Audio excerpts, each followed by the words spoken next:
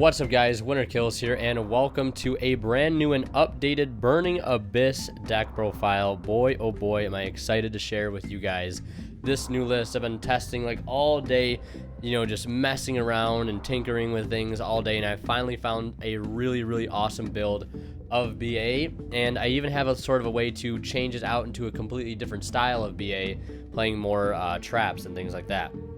But I wanted to go ahead and talk about Imperium Duelist real quick. If you guys don't want to listen to the sponsor rant about their new product, feel free to skip ahead if you don't want to hear about that, because I know some people don't.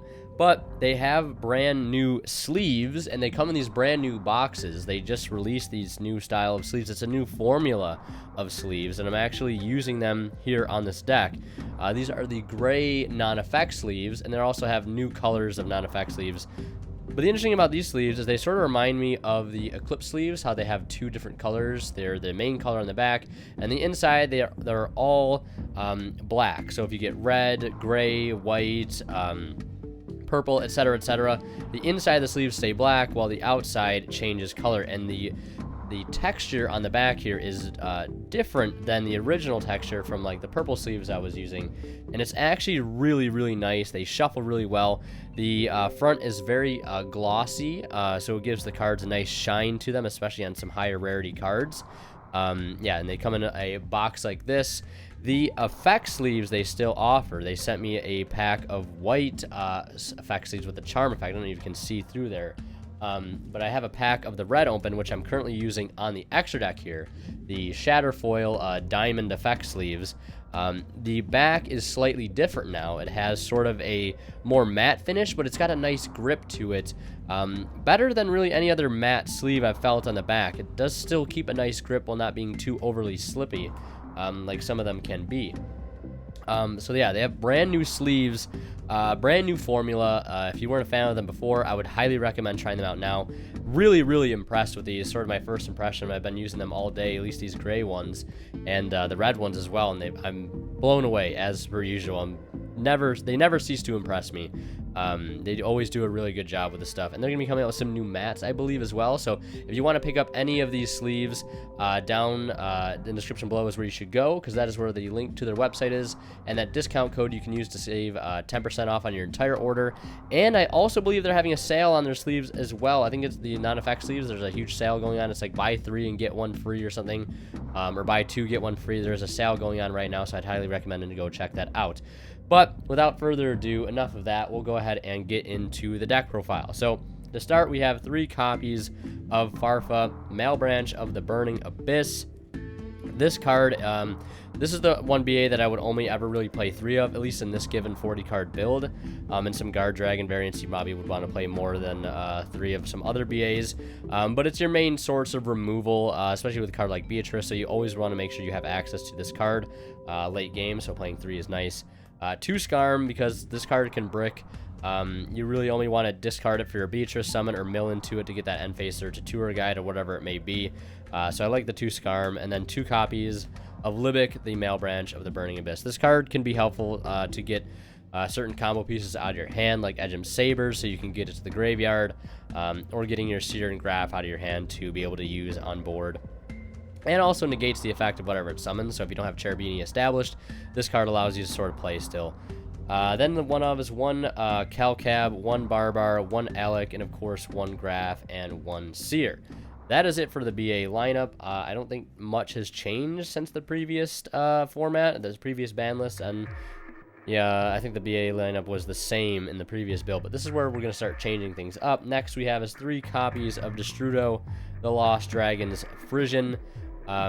This card is fantastic in here, and the reason why I'm playing this now is I've moved away from sort of a trap heavy build at the moment.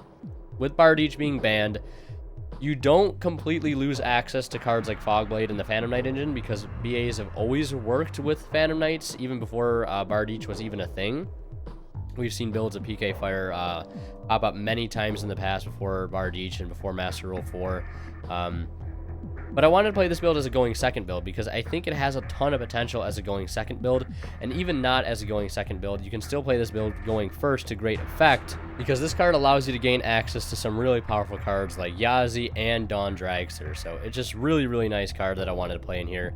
And it's sort of like, if you open it, it's good because you can still have plenty of targets on your field to use with it, and if you just mill it off a Dante, it works just as well because you have it, increasing that chance of seeing it. If you don't open your hand, you have the possibility of milling it to the graveyard off of your normal BA plays that you're making. Then moving on, 3 Fiendish Rhino Warrior. This card is still insane. Still got to play the 3 Fiendish Rhino Warrior. Yeah, nothing really else to say about that. Might as well be a pseudo BA monster at this point. Then we have the Psychic package, 2 Wielder and 2 Tracker. The Psychic Weed Dealer is very, very important for some of the combos that have been coming up with this deck. And it's just also, like, it just comes down to level 3 extenders. Like, if you open up, like, Mathematician with the Shroodo and, like, any level 3 extender, primarily, like, one of these guys, you can end on, like, Avermax, Warlord, Savage Dragon, and Jak Daxter with, like, still 2 cards in hand. And that's, like, going second or first, it could be if you wanted it to be. Primarily going second, though, because you do have to use Yazi, but it definitely changes up quite a bit when you go first, because you don't go for the whole Destrudo play, or you do go for Destrudo, but you don't really go for the whole Yazi route. You just make Dragster instead of going into Yazi, and then you make, like, Beatrice to follow up with that. But yeah, gotta play level 3 extenders. And speaking of other level 3 extenders, Crusadia Arborea and Crusadia Reclusia. Now, I don't know why I wasn't playing this card in here before, because this card with Cherubini is insane. Because Cherubini says anything that it points to can't be destroyed by card effects. So basically, you can use Reclusia to summon it to that zone that Cherubini points to, activate its effect to destroy itself and something else in your opponent's side of the field. Cherubini protects this, and you get to pop a card for free. So going second, this card can be really helpful to break boards. Arborea is nice, because it is a tuner, so you can make some synchro plays with it if need be. But I didn't want to run just triple Reclusia, because if you open multiple copies, they're kind of dead, because you can only use that special summon effect once per turn. So I wanted to at least play another name of a level 3 Crusadia, and I figured I'd go with Arborea because it is a tuner, so it can come in handy. 2 copies of Mathematician, really strong normal summon. This is basically a 1-card Cherubini with Edgem Sabers. And even if you open Sabers and Mathman, you just send Libic, and Libic summons the Sabers, and then you just sort of combo on from there. Then 1 Tour Guide, 1 Archiver, Dor de Mar, or the Sea Archiver. This card, I've decided to cut down to 1, but still so strong that I'm definitely still going to play a copy of this card, hands down. And of course, 1 Edgem Sabers. And that is not it for the monsters. We still have 2 more. 1 Chosen by the World Chalice and 1 Mare. Sort of engine requirements, if you will. Although this card isn't necessary, it's sort of like, it's just sort of a nice bonus to have this card. You don't need to play it, just because I wanted a level 3 to summon off of my Ib after I make it, because a lot of times the combo I'd be ending, this would be level 4 after I synchro away the Ib for Savage Dragon, and I could just leave this on the field, or use a succession if I open really well to synchro with this and something else for another level 8 synchro or another level 7, but I wanted to be able to summon something off Ib, and I decided to go with Chosen because it is level 3, which, it fits with this theme of BA, because we play a lot of level 3s, so like if you open this any Psychic monster, you can use it to start your combo, and it's really good to summon off Ib with, because it's level 3, and going into level 4 Mare as a tuner allows for some level 7 plays. Synchro plays, that is. But now we'll go into the spells. And our first spells here are 2 copies of Allure of Darkness. I tried to do a Sekka build running 3 Sekka's Light and 1 World Legacy Succession, but it just kind of made more sense to me to kind of go away from a Sekka build and just play more spells, because they're really, really good. Like some of the spells that I'm playing right in here. So Allure of Darkness, of course, for consistency.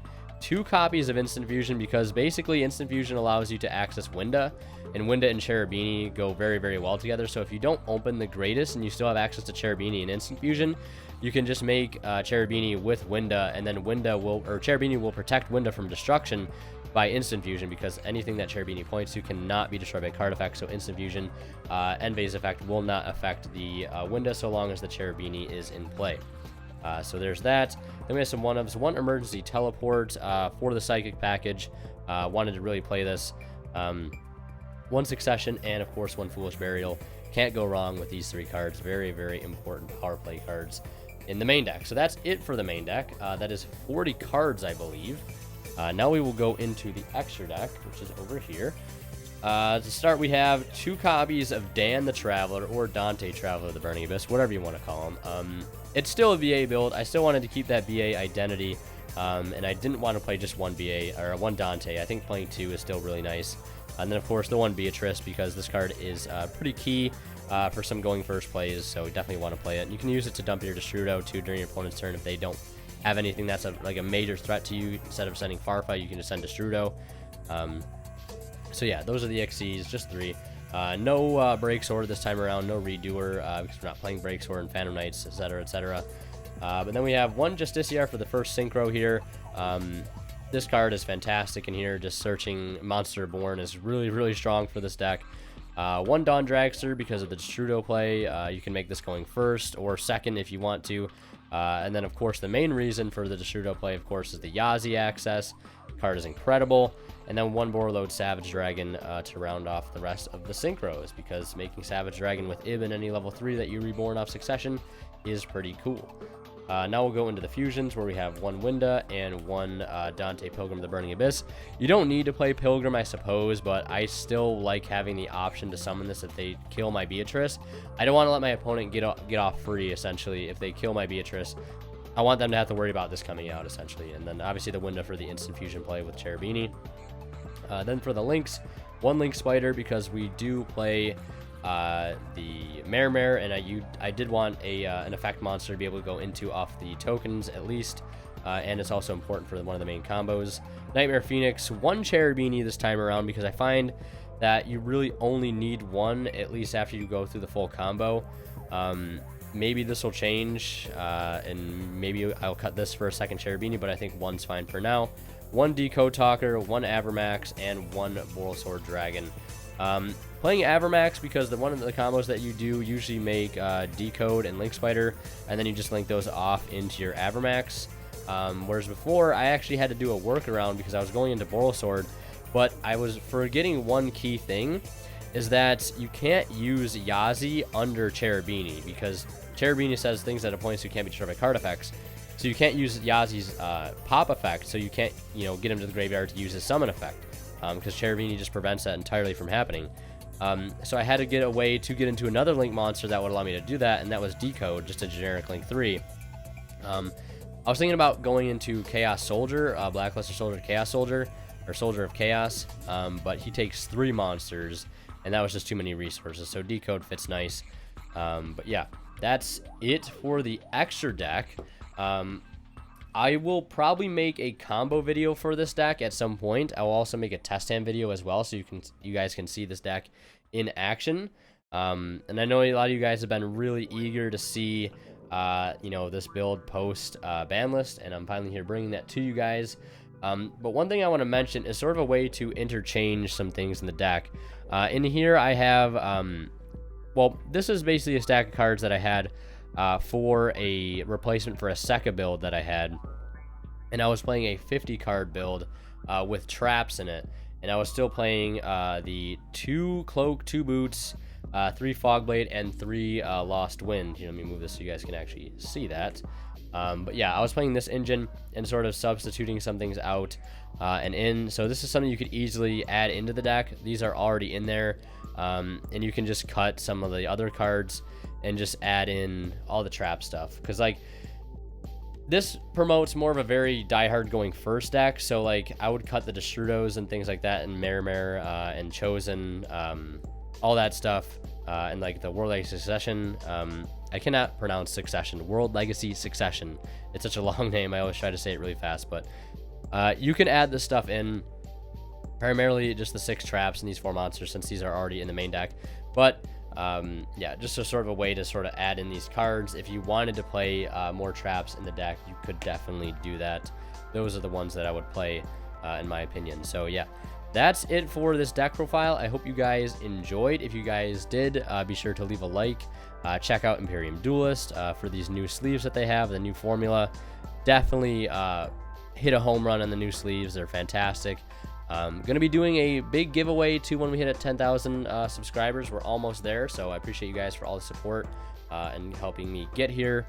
But yeah, join Discord. Where a lot of cool things happen. I was actually posting in Discord all the ideas I had for this deck prior to making this video, so if you want to get in on some of that stuff in the future, feel free to join. Going to be updating a ton of other decks as well in the future, like Invoke Mech Knight. I know you guys are waiting on that, just waiting on a few cards in the mail, and then we'll be able to get that update out for you guys as soon as possible. But yeah, thank you guys so much for watching. So, it's Winter Kill signing out. We'll see you in the next one.